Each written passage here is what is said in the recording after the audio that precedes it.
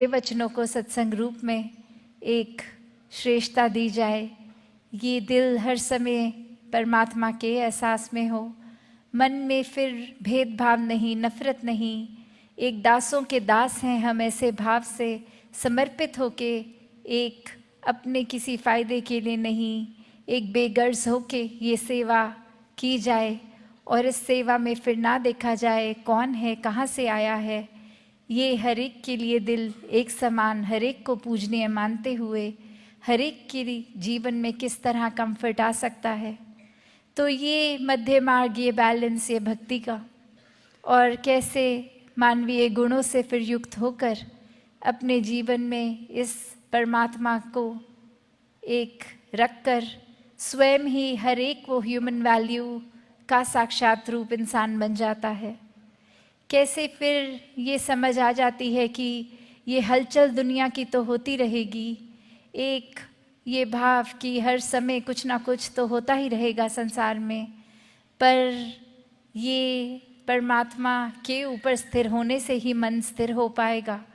वरना तो जैसे जैसे आँखों के आगे जो सिचुएशन है, उस समय जो चल रहा है, मन उसके रंग में रंग जाता है। अभी घर में कुछ खुशी का कारण बना तो दिल बहुत प्रसन्न है, अभी कामकाज में कुछ दिक्कत हुई, मन उदास है। ये फिर मन अपना रूप बदलता रहता है।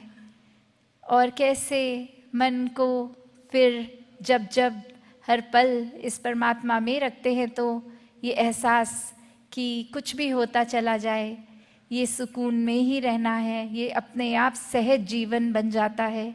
ये कोई फोर्स नहीं फिर करना पड़ता कि एक फीलिंग तो अनईजी हो रही है, उसको कैसे ईजी करें। एक ये सहजता, सुकून, आनंद की अवस्था स्वयं ही एक आ जाती है। एक अक्सर सत्संग में भी हम वो उदाहरण एक स्टोरी रूप में सुनते हैं, जहाँ एक इंसान, एक स्कूल में टीचर बच्चों को अलग अलग पेंटिंग्स बनाने को बोलते हैं जिसमें पीस, कामनेस डिपिक्ट हो, सुकून डिपिक्ट हो। और मेजॉरिटी बच्चे नेचर को इतना सुंदर बना देते हैं कि वो देखकर एक समझ आ जाता है कि थीम ये पीस है, कामनेस है, सुकून है। और वहीं एक पेंटिंग जो एक इतना तूफान का दृश्य उस बच्चे ने बनाया कि सब कुछ तहस तहस हो रहा है, पेड़ गिर रहे हैं, एक बादल गरज रहे हैं, लाइटनिंग है, एक हवा तेज़ चल रही है, मिट्टी उड़ रही है। और